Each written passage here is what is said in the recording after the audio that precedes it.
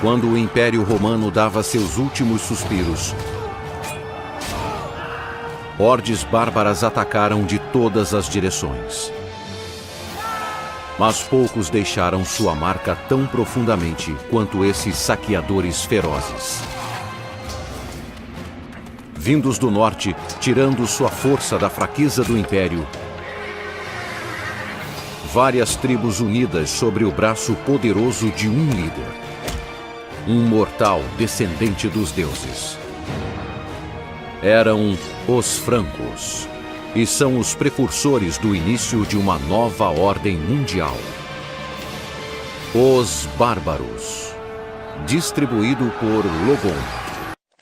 Por volta do século V d.C., povos germânicos da Europa Central ameaçavam a estabilidade do Império Romano. Vocês lembram? Ah, sim, claro que a gente lembra. Muito bem, Pipo. Então, você lembra que foram grupos de povos germânicos que invadiram e destruíram Roma?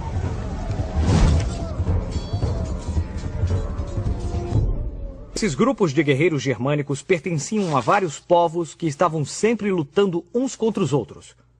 Os lombardos, os vândalos, os godos, os visigodos, os burgúndios, os saxões e um povo que conseguiu se destacar dentre todos os outros: os francos.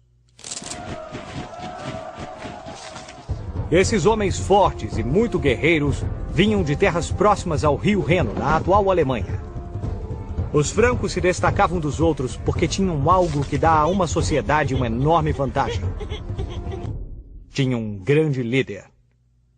Quando Clovis nasceu, quem poderia imaginar que ele iria liderar seu povo com apenas 16 anos de idade e que nunca seria derrotado? Puxa, nunca seria derrotado? Isso mesmo. No ano de 481, ele se tornou o primeiro rei dos francos. E sob seu comando, expandiram suas terras, lutaram contra todos os povos vizinhos e conquistaram a maior parte da província romana da antiga Gália, onde hoje é a França. Ou seja, a atual França tem esse nome devido aos francos. Clovis começou governando a cidade de Paris. Mais tarde, se casou com uma bela princesa do povo da Borgonha, chamada Clotilde. Porém, Clotilde havia abraçado o cristianismo, religião na qual os francos não acreditavam nem um pouco. Parece que Clotilde falou tanto sobre isso, falou tanto, mas tanto, que finalmente... Quer saber? Você está certa. Todos devemos ser francos cristãos. Clovis cedeu. E por fim foi batizado. Esse foi um evento importante, porque a partir de Clovis, todos os francos se converteram ao cristianismo, o que solidificou a relação entre reis e a igreja cristã, que duraria séculos. Pepino era um duque franco que tinha terras em Soissons, a uns 100 quilômetros de Paris. Chamavam-lhe o Breve, porque, bem, vamos dizer, porque ele não era muito alto. Pepino o Breve não estava muito feliz com a quantidade de terras que possuía. Apesar de sua baixa estatura, Pepino sentia-se grande o suficiente para se tornar o rei dos francos. Ele tinha um plano. Pepino notou que o Papa, em Roma, era o chefe da igreja e tinha muita influência sobre todos os cristãos no reino. Então, Pepino enviou tropas para a Itália para defendê-la dos invasores e agressores. Isso lhe permitiu criar os Estados Pontifícios. Ou seja, era como se a igreja tivesse seu próprio reino. Em agradecimento, o Papa Zacarias deu-lhe todo o seu apoio. E no ano 754, Pepino foi coroado o novo rei dos francos. Pepino o Breve tinha realizado muitos feitos. Apesar de ter sido um grande homem na história, seu filho estava destinado a ser ainda maior. Claro, ele era alto. A fama não demorou a chegar para o filho de Pepino, chamado Carlos Magno. Ele continuou o sucesso de seu pai, enviando mais exércitos a Roma e expandindo os territórios governados pelo Papa. Em retribuição, o Papa o nomeou Romanorum Ecclesia Protector, o que significa algo como protetor da Igreja de Roma. Com esse título, Carlos Magno conquistou terras ao norte, ao sul, a leste e a oeste. Seu objetivo era controlar todo o continente europeu, convertendo todos os habitantes ao cristianismo. Depois de incansáveis campanhas contra os lombardos, saxões, ávaros, eslavos, os godos e os visigodos, Carlos Magno conseguiu criar seu grande império. Mas ele não era apenas um grande conquistador. Carlos Magno também queria unificar os senhores e as aldeias de seu império sob uma única religião e uma cultura compartilhada, baseando seu poder no conhecimento.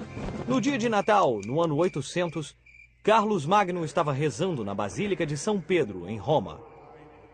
O Papa Leão III aproximou-se dele e, enquanto todo o seu povo se ajoelhou, sagrou Carlos Magno imperador do Império Romano Germânico.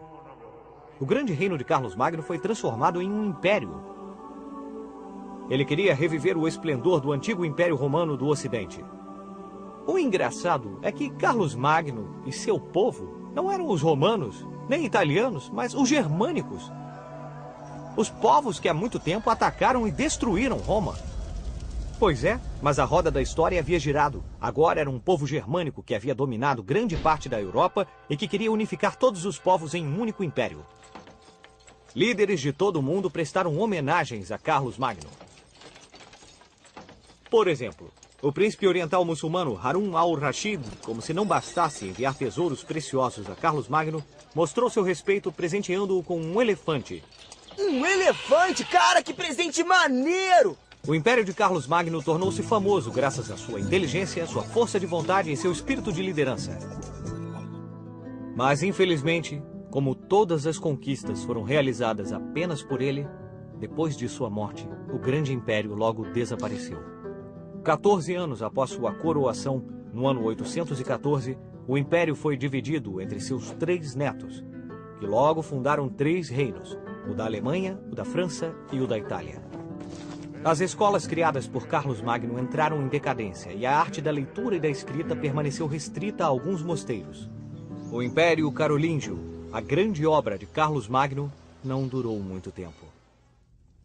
E nos séculos seguintes, a Europa mergulhou em constantes guerras e invasões que impossibilitaram qualquer esforço de unidade e de crescimento comum. O sonho de Carlos Magno, com uma Europa unida, com objetivos e aspirações comuns, continua a ser um dos desejos dos países que compõem a Europa de hoje, 1200 anos depois.